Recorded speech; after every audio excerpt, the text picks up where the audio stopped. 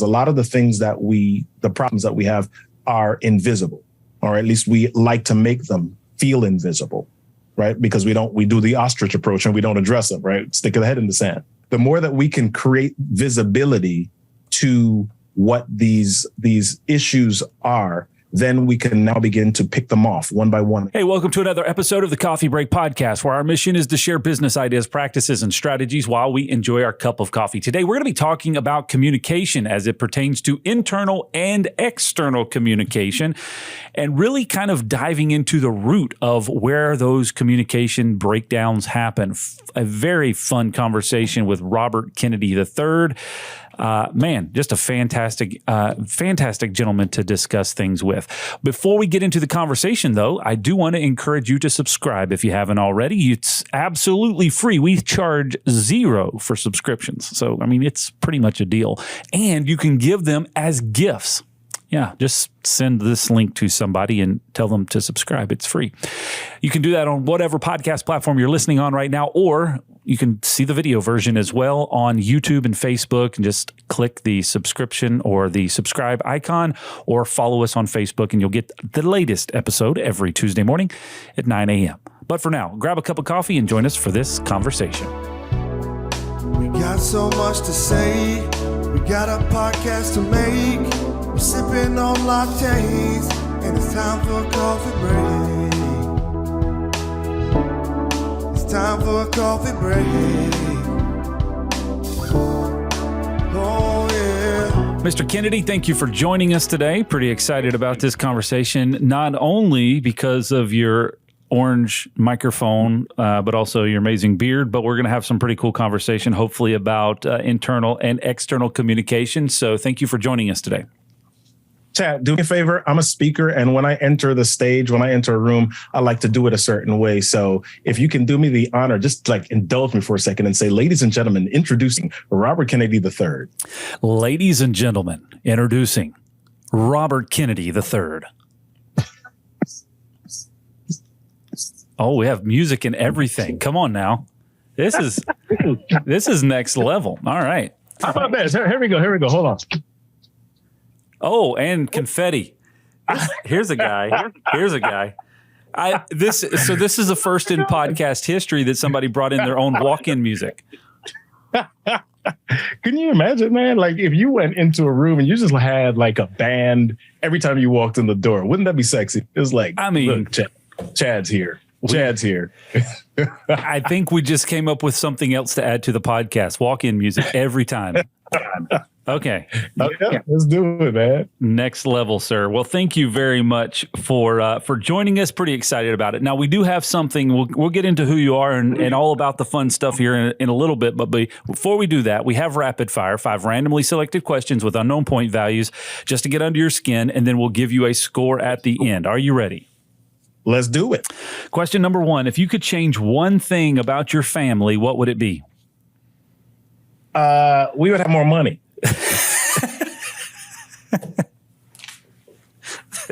Just plain and simple. We'd have more money. That's it. Huh? Let's do it. All right. That's fair enough. Question number 2. What's the strangest situation you've ever found yourself in? Oh, my gosh. That's like a rapid fire question. No, my gosh.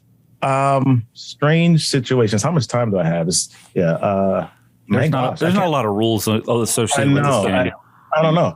I don't know if I've been in a lot of strange situations. Oh, maybe the time that I was in college and I rented a Ford Probe GT and decided after like late at night, after a banquet, to drive down a back road behind the college, like at 100 miles an hour with like 7 people in the back seat. And these cars were only built to hold like 2 people. Yeah, it wasn't like the. Yeah. And then one of my friends, like while we were doing that, said, "Hey, dude, why don't you turn off the lights?" Oh, yeah. Even better. Yeah. Yeah. So we did that for about 10 seconds and grace of God while I'm here. But so the Ford Probe GT, I don't think is made to go 100 miles an hour or have 7 people in it. So, well, no, the GTs were like the Dodge Viper engine when it first came out. Man. Yeah. So, yeah, it was pretty scary. All right. I guess that's strange. That'll work. Question number 3. What have you recently realized that you've been doing wrong?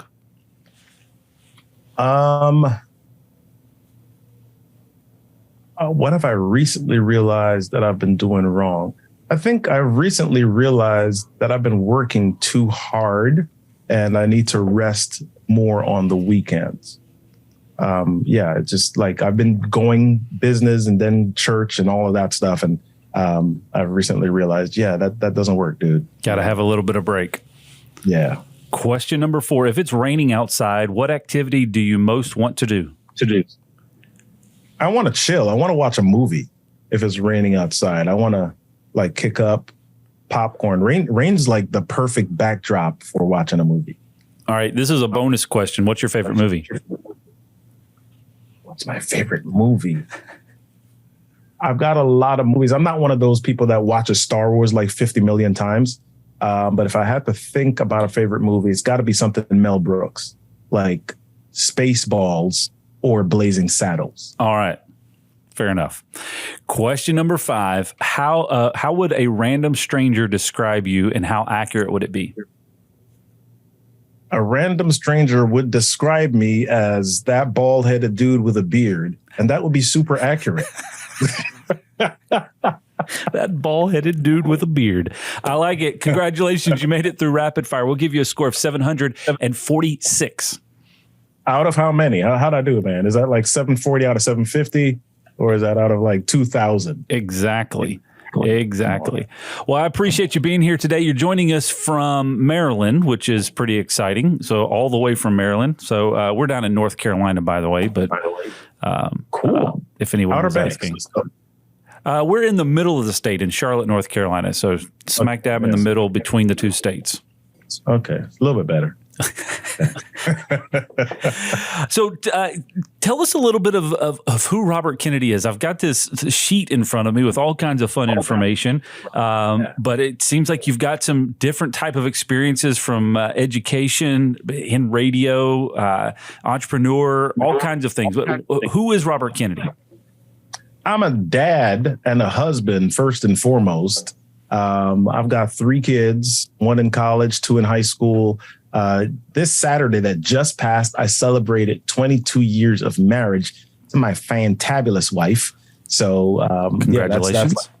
Thank you, bro. Cool. That's a core value. Family is like core value for me. So that's a big piece of who I am. And outside of that, entrepreneur, serial entrepreneur in some ways. I've started 4 businesses. And let me see what else there is. I'm a spiritual dude. I'm into my church. I'm a worship leader at my church when I need to be. These days, I'm retired as an official. I'm a PK. My dad was is a pastor still. All right. So I got a whole bunch of stuff, man. I've got a lot of sordid little details in my life, which is kind of why it's strange that I wasn't able to quickly pick up a strange situation for you. Yeah, exactly. Being a PK that's going to get you in some strange situations real fast. Yeah. So you help people with communication. I feel like that's a big core of what I'm reading about you. Is you help people communicate through educating them on how to be better with communication. Is that a good short summary? Dude, you said it like in a real meta way. I love it. Yes, that's a good short summary. So what do you see typically? So you start to work with people as you're learning who you're dealing with, you're learning the audience, you're learning the folks that you're trying to help. What is kind of a consistent issue that people have with getting effectively communicating back and forth with a coworker or a customer or a family member? Like, is there some consistencies there that people are struggling with? Yeah. From a communication perspective, there are 2 different types of things that we look at. Number 1, is it just internal? Is it face-to-face, back and forth, one-on-one? Or is it one-to-many? Are you presenting to a group? And so when you're presenting to a group, the biggest thing for most people is like, oh my gosh, I'm freaked out. I don't know what to say. I don't want to mess up. I don't want to be rambling. I don't want to do any of that type of stuff.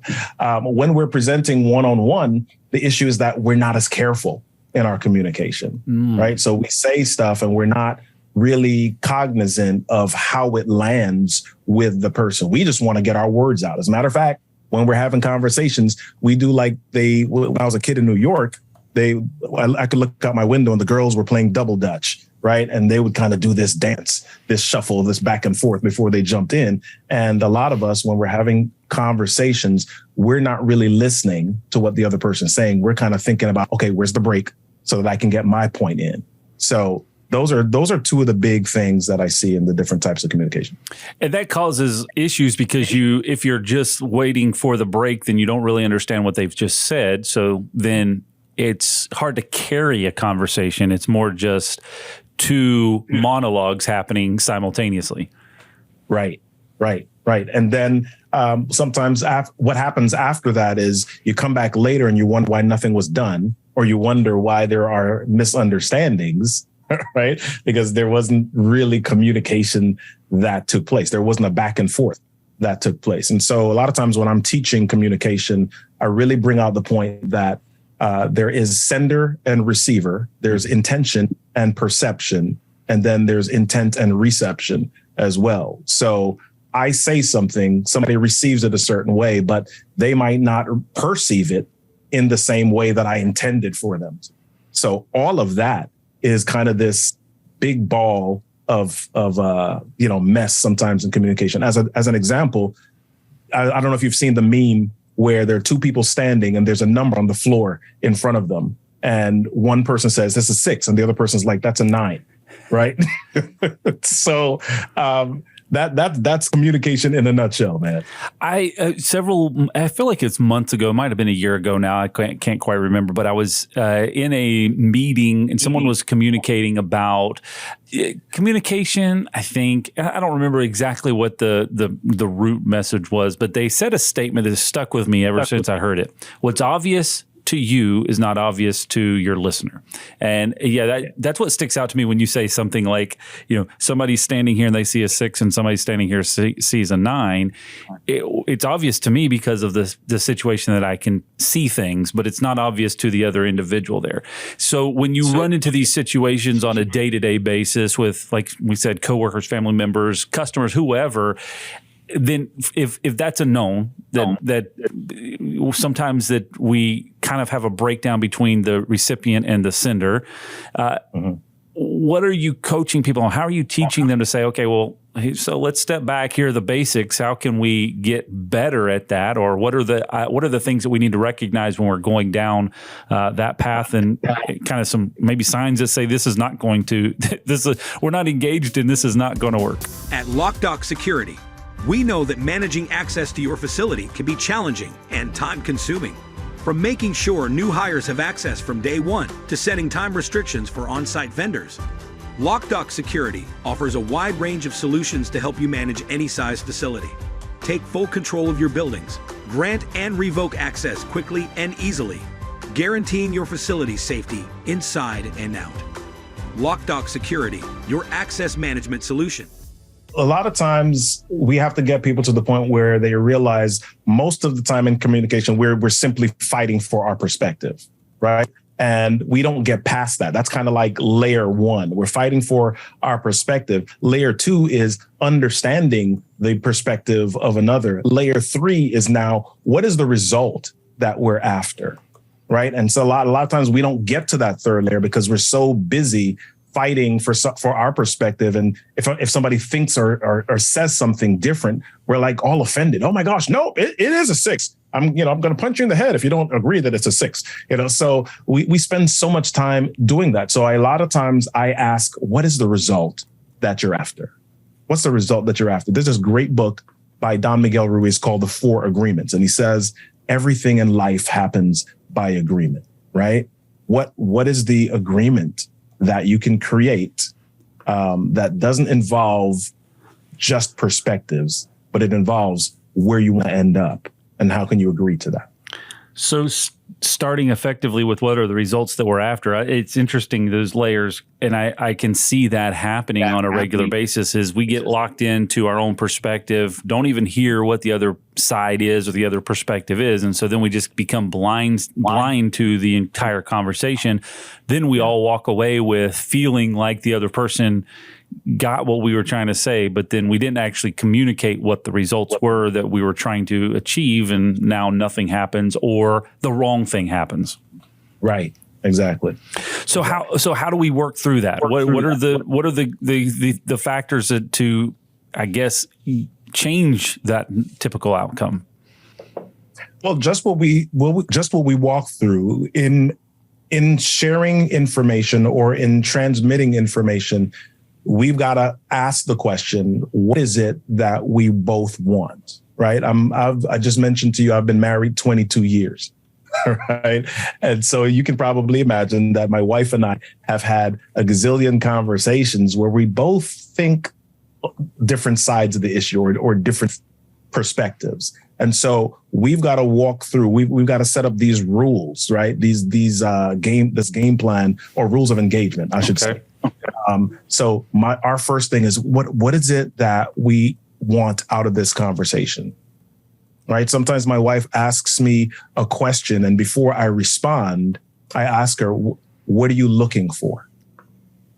Right? So she can say, you know what? I'm looking for affirmation about this outfit, right? I want to make sure that I feel good, right? So it's more than, babe, does this look good? Babe, do I look fine? Mm-hmm. Right? It's that I'm looking to make sure that when I walk, I'm the baddest chick in the room. Right? So I've got to now, okay, that's what she's after. Cool. She's not just looking for a response from me, because sometimes I might say, you look fine. And oh my gosh, my wife hates that word. Fine. Sure. Yeah. Right. Sure. It's fine. Right. All right. But let's use that same example. If my wife wants to look like the baddest chick in the room, I can use that same word and respond differently. Babe, you look fine.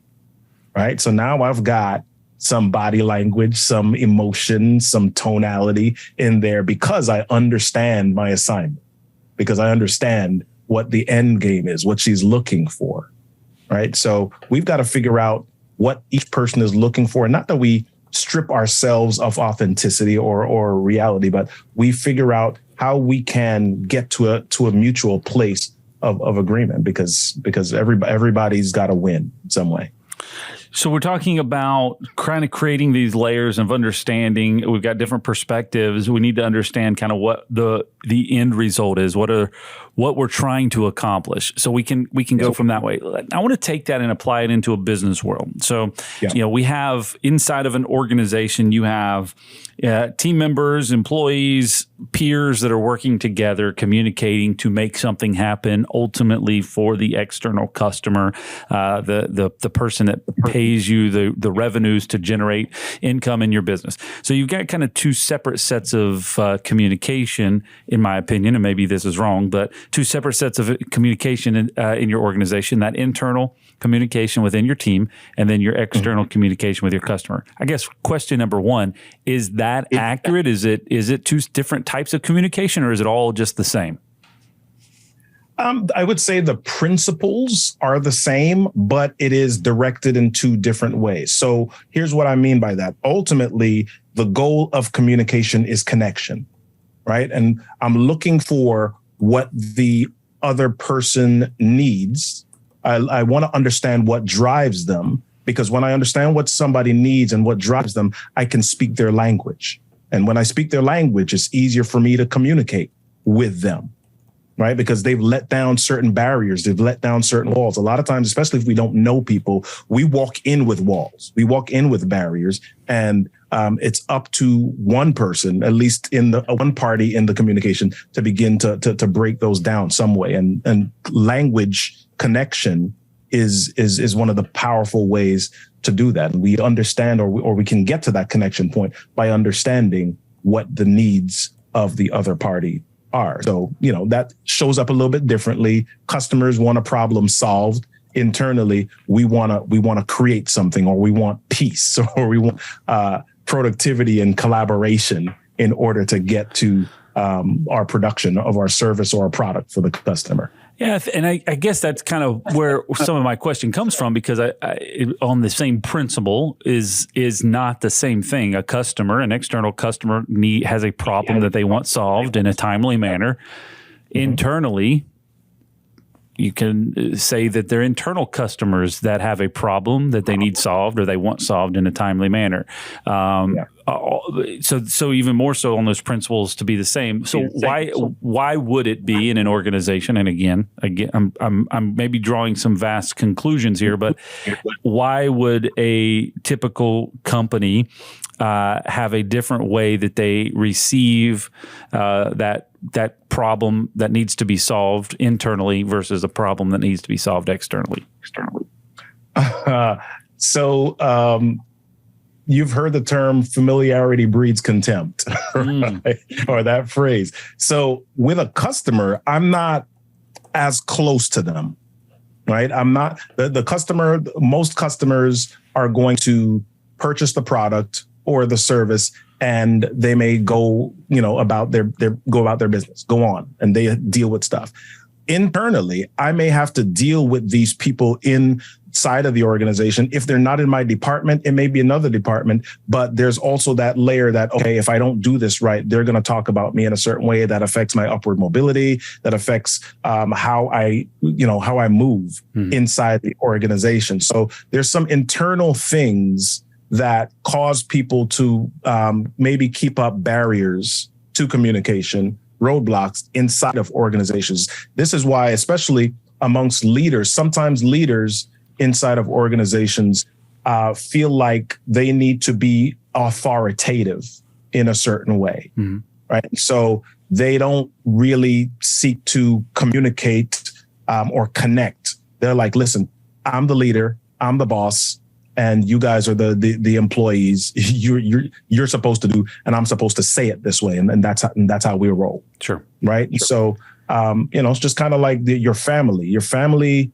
you communicate a little bit differently with your family than you do with others outside of it, because there's some biases, there's some connections, there's some stuff, there's some information that they have. They hurt you differently that you've got to wade through. That you don't have to wade through with others. You can walk away from some other people. You got to live with family. So if familiarity breeds contempt, and we understand that I'm going to communicate differently with my family because there's maybe a little more comfortability, maybe it's a different set of barriers, a different set of walls that have built up than someone outside of that.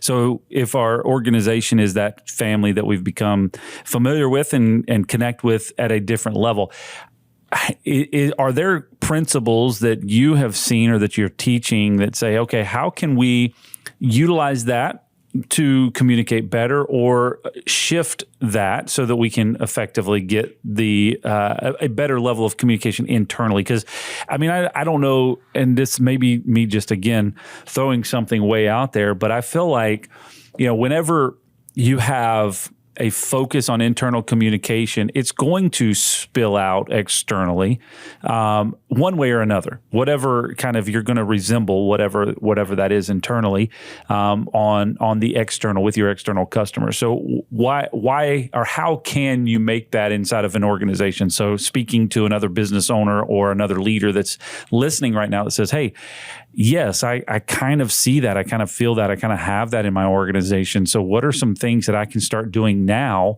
some actionables that can help improve that? What are things that I can do?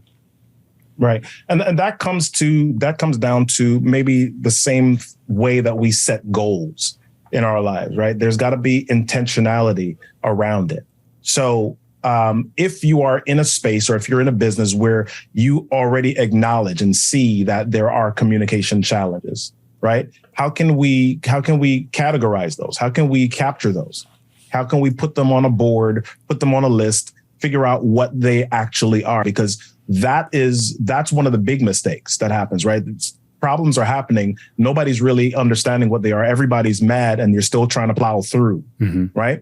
So if I can categorize and capture what the issues are, at least the perspectives on what the issues are, then we can now say, okay, this is the thing that we're going to work on. So for example, We might say, we have these meetings all the time. And when we come out of the meetings, we feel like nothing's done.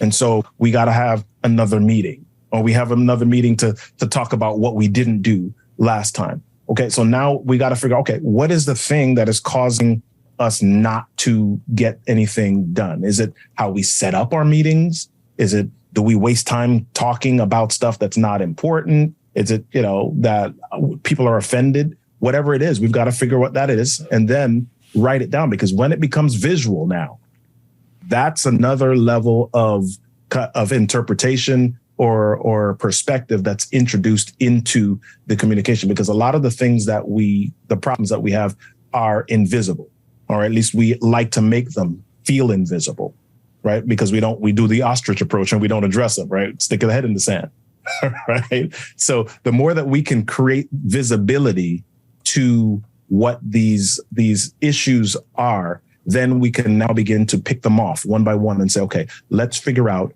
how to create agreement around these. And we go back to the results thing. What is the thing that we want in this, around this thing? Mm-hmm. Let's figure out how to create, and then create SMART goals with it. Let's create a plan. And then when will we check back in on our progress? And when do we want to have this thing dealt with? All right. We're going to have 15-minute meetings, and we'll hit 75% of our action items every meeting, and we'll do that by December 31st, 2022. All right? Create some things that are intentional that you can track together. So we understand the frustrations HOA board members and property managers face when deciding the best solution for their HOA and pool security. Should we use a keypad, hand out keys, or install a key card system? Do we even need cameras? These are some of the questions that are difficult to navigate, and we're here to help. At Loc-Doc Security, we've spent over 20 years working with homeowners associations and property managers to find the system that best fits the pool and HOA needs. Camera systems for the front gate or front entrance, key card systems for the pool gates, or simply updating the gate so that it meets safety and code compliance. We like to take the guesswork out of the process to answer any questions and help find the right solution. Our mission is to help you protect your people and your property, and that includes pools. Contact our team today to schedule your free consultation for your community. Creating very specific outcomes or expectations. Hey, these are the things that we want to accomplish, and because we have shifted over to a better level of engagement, and we both understand the kind of where we're headed or what we want to accomplish out of this conversation. Now we can establish some expectations, agree on those expectations, and then come back to the table to verify that we've met those. Is differently than I guess if I'm hearing you say a kind of a typical situation is, hey, Robert, I need you to get this taken care of. Can you make sure that report is done for me? And then we leave, and then 2 weeks later, 3 weeks later, I come back and say, hey, Robert, where's that report that you were supposed to work on? And what your response is? I was going to get to it. Yeah, I was just going to get started on that this morning. Yeah, we didn't have specificity. We didn't have intentionality around that. So, and that is a lot of the issue in some of our languaging, right? There's no, it's kind of gray. It's kind of gray. And so the more that we can attach specificity and expectations, then it's easier for us to measure where we are. Okay. And what happened. Yeah. Something's clicking with me here, so I'm going to run this past you. You can validate it or tell me it's wrong. So I just kind of clicked this two things. An external customer, especially in our world. Okay, so we're in the service business. We solve people's lock and door problems. When a customer calls us, they say, "Hey, I've got this problem and I need it fixed, and I need it fixed today, or I need it fixed Thursday," or whatever. They give a timeline of when, here's my problem, this is when I need it solved. The worst situation for us is when a customer calls and says, I have a problem. It's not an emergency. Get to it whenever you can get to it. Because that means it does not have a timeline. It does not have a deadline. So internally, I have this problem, period. So a customer is helping to set that expectation, or we're requiring that expectation to be set because we're saying this is when we're going to come, or this is when this needs to be done by. Internally, we just say, I have this problem. And we're not getting that expectation for the kind of closing that loop. That, I mean, I know that's oversimplifying it and not touching on a lot of the depth of it, but just the simplification of how those two things can vary.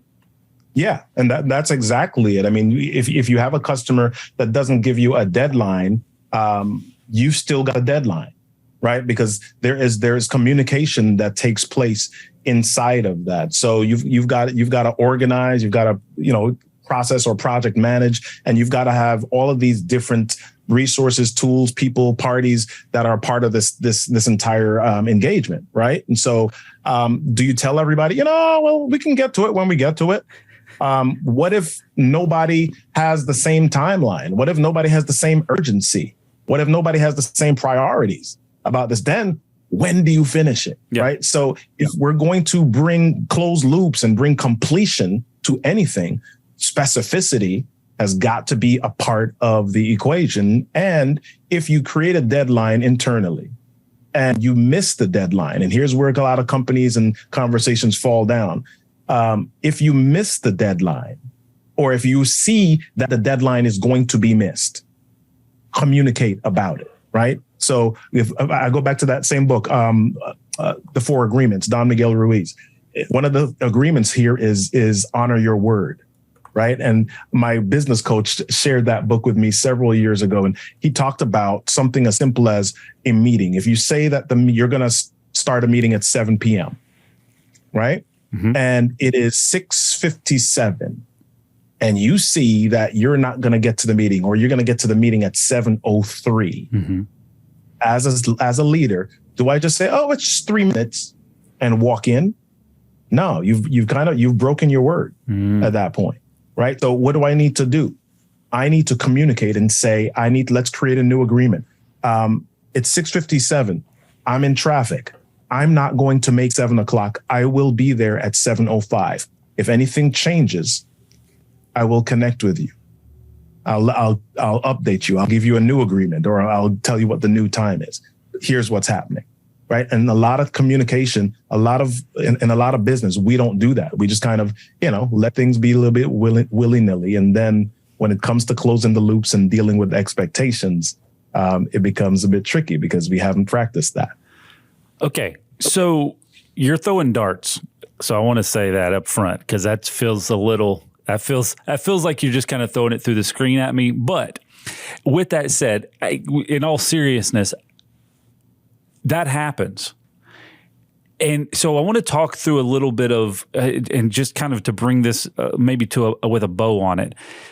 So we've just kind of track back. We've talked about engagement. We talked about communication. We talked about staying connected through a conversation. We talked about agreeing upon kind of an outcome and all those things. And now we're navigating down to kind of the root of communication and agreeing to do something together. That commitment, right? So we're boiling down to commitment as one of the fundamental components of communication is committing to something. When it comes to the my perspective versus your perspective, and maybe this is kind of the eye-opening point of it, is my perspective is I'm 3 minutes late because I'm busy and I know all these other things that I've got going on and blah, blah, blah, blah, blah, all these excuses and factors at play. But the commitment on the other person, on the other end, the other individual's perspective is something completely different. What is kind of a good call to action? Because I'm just kind of unpacking this all live as we're talking through this. But how do you work with people to get that switch to flip? Because at the end of the day, if you were on the other side of the table, if it was my perspective and I'm sitting here waiting and I'm feeling like somebody's just ignored me, it's I have a completely different set of feelings than if I'm on the other side of the table. How do we get those in alignment? I guess that was a long lead up to a short question. How do you get those perspectives in alignment for the commitment side of things? Yeah. And it may not be getting the perspectives in alignment, because sometimes you cannot get the perspectives in alignment. Sometimes people will hold on to their perspectives come hell or high water. They just want to hold on to it. Mm-hmm. Right. So it's maybe about, okay, even if we're on two different sides of it, what we're committing to is talking about it. What we're committing to is sharing about it. And we're committing to share what each of us want, what the end result is that we want. So that's where we get back to outcomes. If we can stay with the outcomes, right, then it becomes a lot easier. You've heard the term or the phrase, facts are not feelings, right?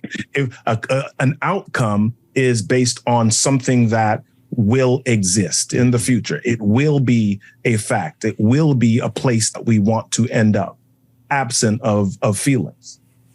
Right. And so if we can agree to the outcome, and we may haggle over that outcome. Mm-hmm. Right. I might want something. You might want something. And we're like, okay, both of us want two different things. Let's find something else that we can agree on. And that may not be the final thing. But if you create at least an initial agreement, or you get to a certain place that you can both agree on that you want to be, okay, cool. Then you can agree, okay, we're going to not delay, but we're going to defer the next stage of agreement because we both haven't had the familiarity, or we're just not at the place yet where we can agree to a big outcome. And part of that agreement that you might come to is like, dude, we're no longer a fit. Mm-hmm. We're no longer great to work together.